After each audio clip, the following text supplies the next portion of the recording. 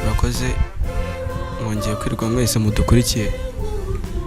Amazina yanjye murimo kumva ni Kwizera Aime, akaba ari njye uhagarariye club ya EPM Technology Club. Nkaba ndi kumwe na mugenzi wanjye wundi uri buze kubibwira.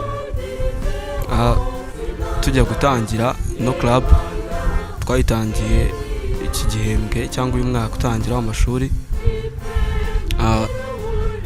Twatangiye iki gitekerezo tugeze mu bana batatu cyangwa abanyeshuri batatu.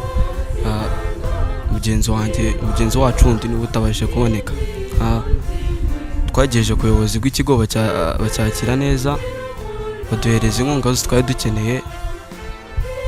Uyu munsi tugiye kubamurikira projet yacu mbere twakozeho yitwa Flashlight. Muri kano kanya ngiye guhereza mugenzi wanjye ijambo nawe abasobanuye ku bijyanye na projet yacu mbere twakoze. Murakoze. Banje kubasuhuza, amazina ni Kagabo Parfait. Nkuko mugenzi wanjye yabibabwiye, dufite club yacu ikorera mu kigo cya EPM. Tukaba twaratangiye kuri projet ya mbere ariyo Flashlight. Iyo Flashlight tugira ibikoresho tuba dukeneye kugira ngo iyo projet ibe yagenda neza. Twasabye ikigo support barayiduha. Muri ibyo bikoresho tuba dukeneyemo Arduino, tugakeneramo jump wires, tugakeneramo battery, tugakeneramo n'amatara. Ukuntu iyo projet yacu imeze, ufata amatara ukayakoramo inyuguti ushaka gukora,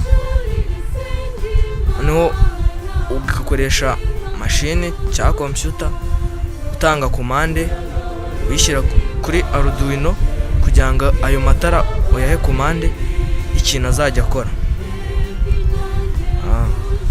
Kadufata urugero, dufate nka EPM. EPM igizwe n'inyuguti eshatu arizo I, P and M. Amagambo arambuye ni Institut Paroissial de Mukarange. Dushobora gufata amatara tukayakora muri izo nyuguti I, P na M, noneho tukagenda tuyaha komande bitewe n'ukuntu dushaka ko yaka.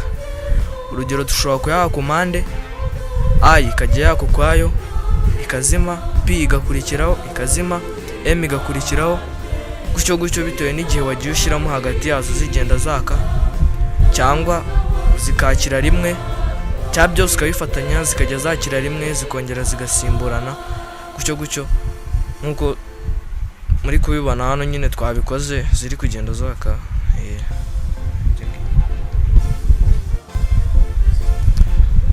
Mugenzi wanjye arakoze cyane kubwo ubusobanuro bwiza amaze kubagezaho. Ariko mbere yuko dusoza twagira ngo tubereke aho tugeze projet yacu igeze aho tumaze kuvana ibyo twakoze kuri machine tukaba twabishyira mu ngiro, umuntu akaba yagifata akagikoresha. Bimwe mu bikoresho twagiye dukoresha mu gusudira harimo iki ngiki mubona. Ikindi gikoresho turimo turakoresha dusudira, ndetse na digital multimeter nayo turimo turakoresha tubara ibyo dukeneye kubara, harimo umuriro, resistance y'urutsinga ndetse n'ibindi byinshi. Twagira ngo dushimire abantu batubaye hafi, harimo umwarimu wacu, umwarimu twigisha physique benshi Felix, dushimira padiri wacu, dushimira ushinzwe amashanyarazi mu kigo cyacu cya Institut Paroissial de Mukarange. Ni abantu bagiye batuba hafi ndetse n'abarimu benshi bagiye badutera inkunga. Cyane dushimira ababyeyi batahwemye kudutera morale mu byo dukora.